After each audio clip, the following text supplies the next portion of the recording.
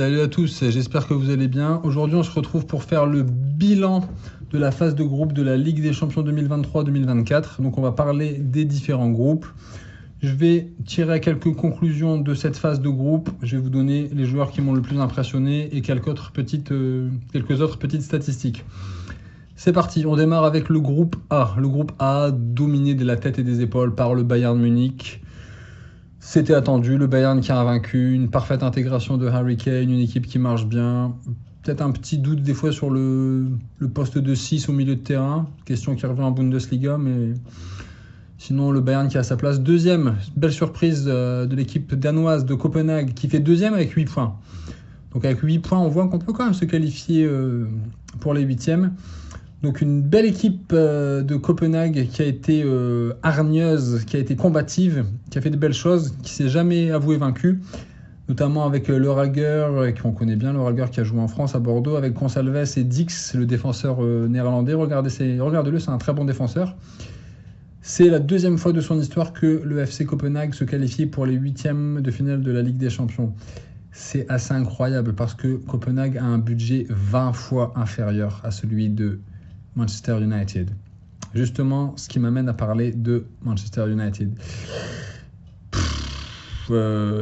15 buts encaissés, une seule victoire, c'est catastrophique. Cette équipe n'avance pas, ça fait 10 ans qu'elle est en crise, ça change d'entraîneur, les joueurs ne sont pas au niveau, il n'y a pas de rébellion. Je ferai une vidéo sur Manchester, mais cette phase de groupe de Ligue des Champions et le championnat qui sont en train de faire, là, c'est vraiment catastrophique. On en reparlera, je referai une vidéo sur eux. Groupe B, intéressant pour les Français avec le RC Lens. Je tiens à féliciter cette équipe de Lens qui a fait une belle campagne européenne.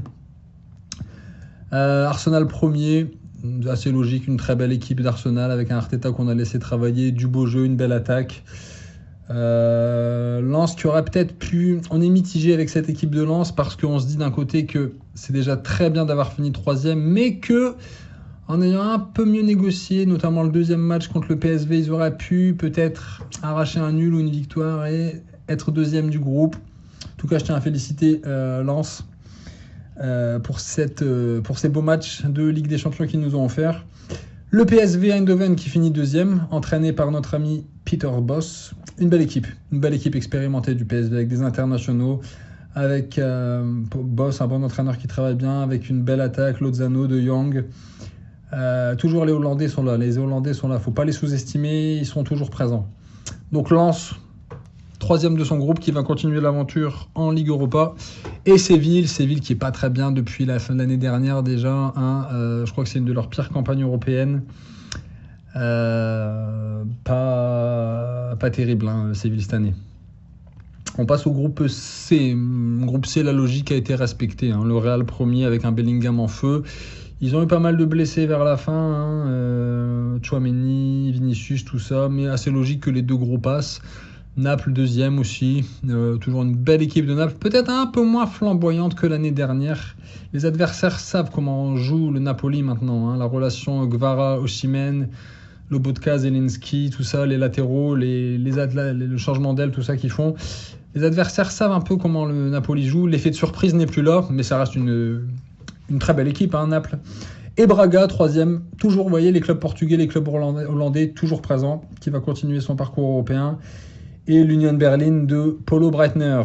L'Union Berlin, je pense simplement qu'ils ont un style de jeu très énergivore et que niveau rythme, la marche, le niveau était trop haut pour eux cette année. Ils n'étaient pas préparés, ils n'étaient pas calibrés pour jouer la Ligue des Champions cette année. On continue donc notre exploration de la Ligue des Champions avec le groupe D. Le groupe D, là pareil, pas vraiment de surprise avec la Real Sociedad première, 0 défaite, tout comme l'Inter deuxième. Là, l'Inter a peut-être un peu, Inzaghi, il a peut-être un peu mal négocié le deuxième match contre le Benfica où il met l'équipe B, il perd 3-0 et il remonte 3-3. Là, c'est dommage de finir deuxième. Enfin, là, pareil, un peu déçu du Benfica quand même dans ce groupe.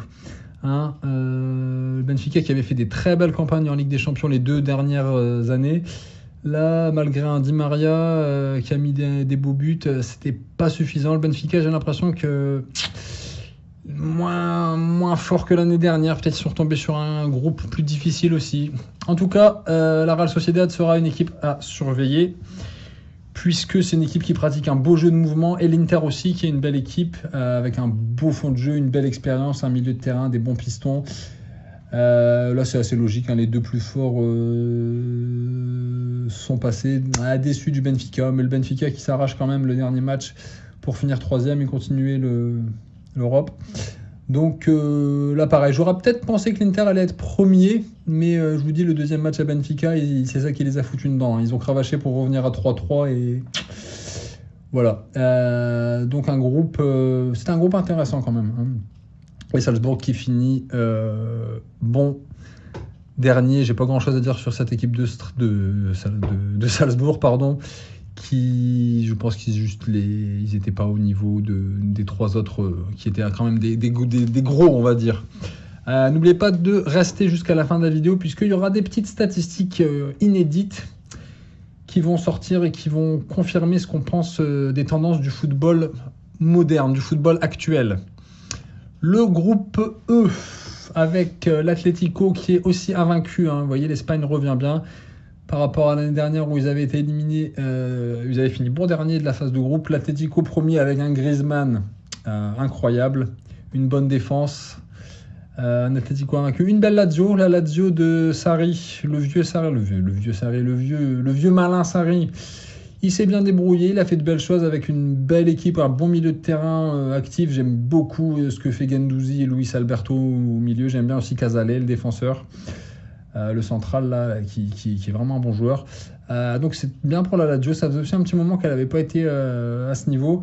3e, un club hollandais, comme c'est étonnant, le Feyenoord présent. Et le Celtic Glasgow. Alors là, le Celtic Glasgow, c'était aussi les portes ouvertes. Je pense que le Celtic Glasgow n'était pas au niveau de la Champions cette année. Ils ont déjà fait des belles choses dans le passé, mais là, ils sont tombés dans un groupe trop difficile pour eux. Quand vous avez Lazio, Atlético, Feyenoord, trop dur. Le groupe F. Le groupe F, je ne vais pas trop en parler puisque j'ai déjà fait des vidéos sur le Paris Saint-Germain. J'ai fait 3 vidéos sur le Paris Saint-Germain, je pense. Alors que je ne suis pas supporter du Paris Saint-Germain, mais je pense que j'ai un peu tout dit sur ce groupe. On y reviendra tout à la fin dans les statistiques inédites un peu. Là, je tease un peu, mais vous allez voir, il y a des choses intéressantes à dire sur notamment Dortmund et le PSG sur ce groupe. Donc le Milan qui s'est quand même qualifié la dernière journée, c'est bien.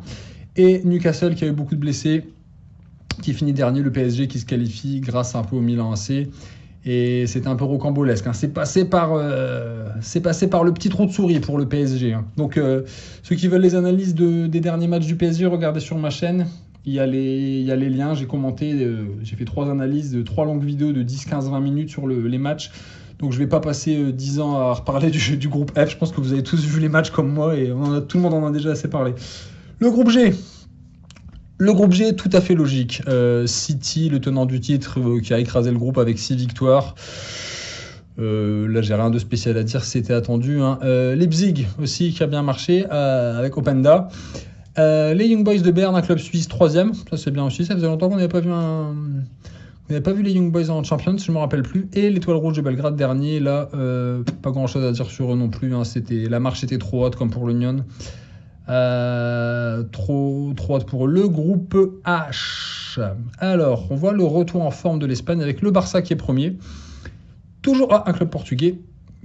Quand c'est pas Benfica, c'est Porto. Là, c'est Porto qui fait 2e. Dans un groupe assez relevé. Et je tiens quand même à féliciter aussi cette équipe du Shakhtar. Oui, Porto qui joue bien avec des bons joueurs, avec Galeno, Taremi, très bon attaquant Taremi, Pep derrière, les bon mélange d'anciens et de jeunes, toujours une belle équipe. Et je tiens à féliciter l'équipe du Shakhtar qui a fait 3e, qui va continuer l'aventure. Le Shakhtar qui a battu le Barça quand même en phase de poule, qui a joué tous ses matchs à domicile sur un terrain neutre. Ça fait 1 an et demi, 2 ans qu'ils ne peuvent pas recruter, qu'ils n'ont plus leurs Brésiliens. Donc c'est quand même pas mal ce qu'ils font ces joueurs ukrainiens. Il faut quand même saluer leur performance. Et le club belge d'Antwerp qui finit dernier. Alors, après ce petit bilan des groupes, on va tirer un peu les conclusions de cette phase de groupe. On voit un très beau retour des clubs espagnols. Notamment avec le retour du Barça et de l'Atlético et la Real Sociedad, qui était un peu l'inconnu, mais qui ont été performants. Arsenal qui revient en Champions League, ça c'est très bien. On voit qu'aucun club italien n'a fini premier.